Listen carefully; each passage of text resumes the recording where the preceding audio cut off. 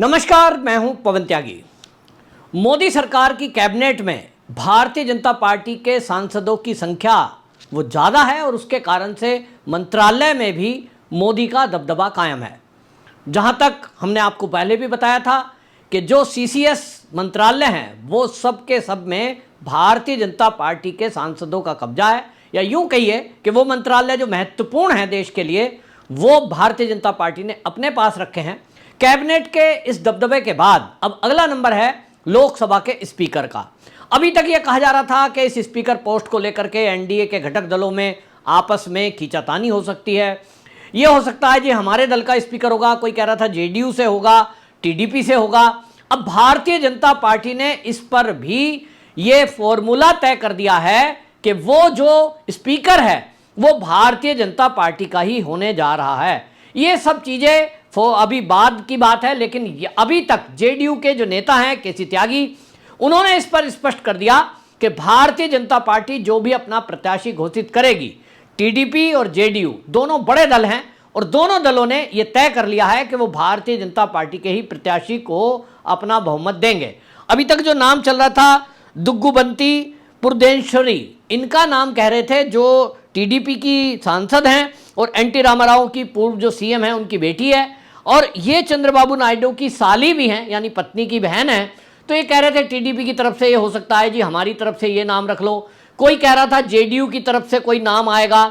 लेकिन अब केसी त्यागी ने जो स्पष्ट किया है कि टीडीपी और जेडीयू दोनों ने भारतीय जनता पार्टी के जो सांसद हैं उनके साथ विचार विमर्श कर लिया है और इस पर तय हो गया है कि भारतीय जनता पार्टी के प्रत्याशी को हम सब लोग मिलकर के इस पर अपना समर्थन देंगे। तो एक तरह से जो विपक्षी पार्टियां हैं, खासतौर पे कांग्रेस, जो मोदी को कमजोर सरकार बताने पे तुली हुई है, उनको करारा झटका लगा है। इंडिया अलायंस के जो नेता अभी तक ये फैलाने में लगे हैं, आप देखिए जब से चुनाव हुआ है एक रट लगाई हुई है, मोदी तो कमजोर नेता हैं, इनके पास तो बहुमत नहीं है। समझ में नहीं आता यूपीए 1 यूपीए 2 में कांग्रेस के पास कुल अपने सांसदों की संख्या क्या थी। जो इनका यूपीए बना था उस यूपीए की भी संख्या बहुमत से कम थी, और फिर बाहर से समर्थन लिया गया, मायावती से समर्थन लिया गया, तब जाके सरकार चली, और वो 5 साल सरकार चली। कभी बीजेपी ने तो नहीं कहा कि ये अल्पमत की सरकार है, हम इसे गिरा देंगे, लेकिन कांग्रेसी नेता आए दिन इस तरह की बातें और बयानबाजी कर रहे हैं। एक सोची समझी रणनीति के तहत कांग्रेस मोदी को कमजोर नेता साबित करने में लगी हुई है। दुनिया में मोदी का दबदबा है, दुनिया यह मान रही है कि मोदी एक ऐसे नेता उभर कर सामने आए हैं जिन्होंने रिकॉर्ड बनाया है कि जवाहरलाल नेहरू के बाद, देश की आजादी के बाद, यदि कोई ऐसा तीसरी बार नेता बना है जो प्रधानमंत्री के पद पर सुशोभित हुआ हो, वो मोदी है। और नेहरू के समय में और आज के समय में बड़ा भारी अंतर है। अब ध्रुव राठी को मैं देख रहा था सोशल मीडिया पर, वो पोस्ट डालता है और झूठ फैलाता है। ये देखिए जी मोदी जी का जीत का अंतर जो है कितना घट गया है, 1.5 लाख। मैं इतिहास के पन्ने जब मैंने पलटे तो मैंने देखा कि जवाहरलाल नेहरू से लेकर इंदिरा गांधी तक के वो जो जीत का अंतर है, कहीं 23,000, कहीं 5,000, कहीं 20,000, इस तरह का जीत का अंतर था। लेकिन मोदी के 1.5 लाख जीत के अंतर को भी वो कम बताने में लगे हुए हैं। राहुल गांधी भाषण देता है और भाषण देने में वो ये कह रहा है, यदि मेरी बहन प्रियंका गांधी वाड्रा वाराणसी से लड़ती तो मोदी को 2-2.5 लाख से हरा देती। मतलब आप सपना देखिए, मैं भी कह दूं, कल को अगर मैं चुनाव मैदान में उतरा तो मैं भी रिकॉर्ड मतों से जीतकर देश का प्रधानमंत्री बन सकता हूं। भैया सपना देखने में और ख्याली पुलाव बनाने में क्या दिक्कत है। आप अपनी बहन की सफलता को आकलन करें, अपनी बहन की सफलता की बातें करें, लेकिन आप मोदी को हराने के लिए इस तरह की घोषणा करने का मतलब क्या है। आप ये दिखाना चाहते हैं कि मोदी की लोकप्रियता कम हो गई है। तो मोदी की लोकप्रियता अगर कम हो जाती तो ये जो चुनाव है इसका रिजल्ट कुछ और ही होता। सारे देश के अंदर आप देख लीजिए, कश्मीर से लेकर कन्याकुमारी तक, यदि किसी एक नेता के नाम पर इस चुनाव में वोट मिले हैं वो है नरेंद्र मोदी। साउथ के प्रदेश जो हैं उन प्रदेशों में आंध्र प्रदेश, तमिलनाडु, तेलंगाना, यहां आप सोचिए भारतीय जनता पार्टी के लिए कोई बात नहीं करता था, मतलब सोच नहीं सकता था कि यहां से भी कोई सीट जीत सकते हैं, वो भी सांसद की। लेकिन मोदी जी के नेतृत्व में जो रिजल्ट आए हैं उसने ये बताया कि मोदी अब पूरे देश के नेता हैं। भाई पूरे देश में भारत जोड़ो यात्रा राहुल गांधी भी गए, उन्होंने भी कोशिश की कि एक राष्ट्रीय नेता की पहचान हो जाए, लेकिन नतीजा क्या है? 99 सीटों पर अटके हैं। 99 सीटों पर अटके, और जो इनका पूरा इंडी गठबंधन है उसकी भी सारी सीट मिला दो तो भारतीय जनता पार्टी के अकेले दल से कम है। लेकिन उसके बावजूद भी मोदी कमजोर है।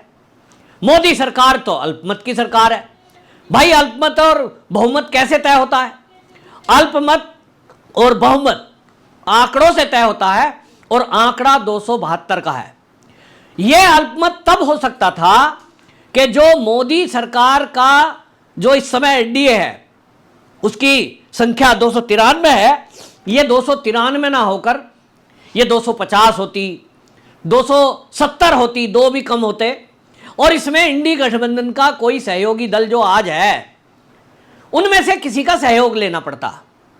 तो ये कह सकते थे कि साहब, इनका जो एनडीए गठबंधन है उसका तो पूरा बहुमत नहीं है।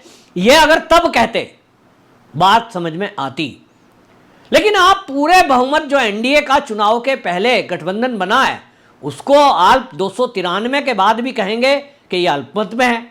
भाई, 20 फालतू है, 272 का आंकड़ा है, बल्कि 21 अधिक हैं।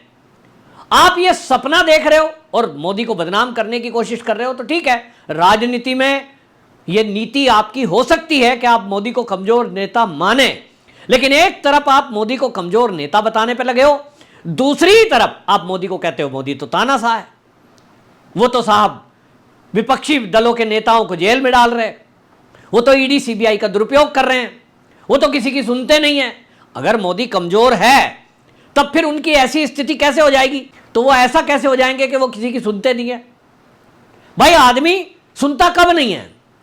जब वो दबंग हो अपने में। जो अभी 2 बार का कार्यकाल मोदी जी का रहा है, तब तो भारतीय जनता पार्टी की अपनी सीटें थी, 272 का आंकड़ा पार था। तब तो मोदी जी ने ऐसा कुछ नहीं करा, जो सहयोगी संगठन है उनकी सुनी नहीं। हां, जो भ्रष्टाचार करेंगे वो तो जेल में जाएंगे, जिन्होंने अपराध किया है उन पर कार्रवाई होगी।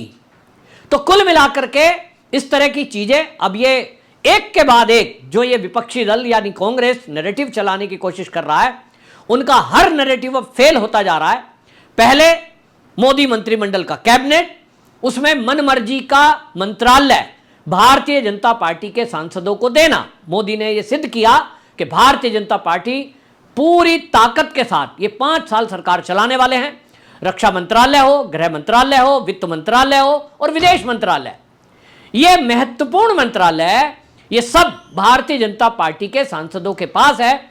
और अब लोकसभा स्पीकर की पोस्ट भी भारतीय जनता पार्टी के पास आने वाली है, इसका इशारा जेडीयू के नेता केसी त्यागी ने कर दिया।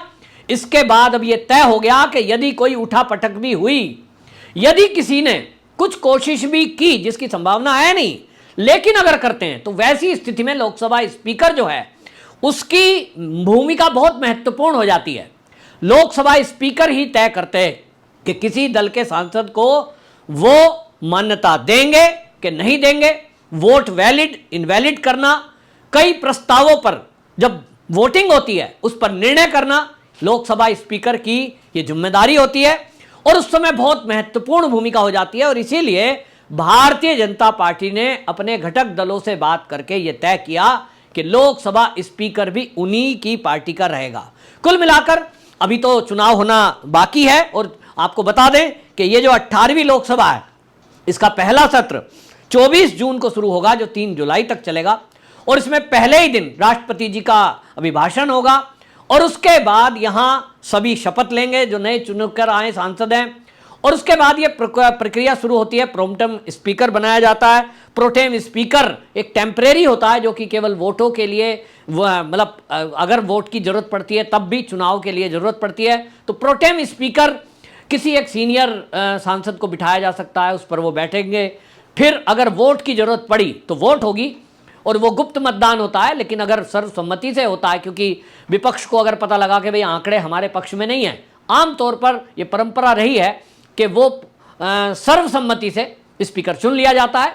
तो ये तय होगा 24 जून को। लेकिन फिलहाल आपको बता दें कि अभी तक के आंकड़े ये बता रहे हैं कि भारतीय जनता पार्टी का ही स्पीकर बनने जा रहा है, जिससे यह तय है कि भारतीय जनता पार्टी पूरी मजबूती के साथ ये 5 साल सरकार चलाने वाली है। वंदे मातरम।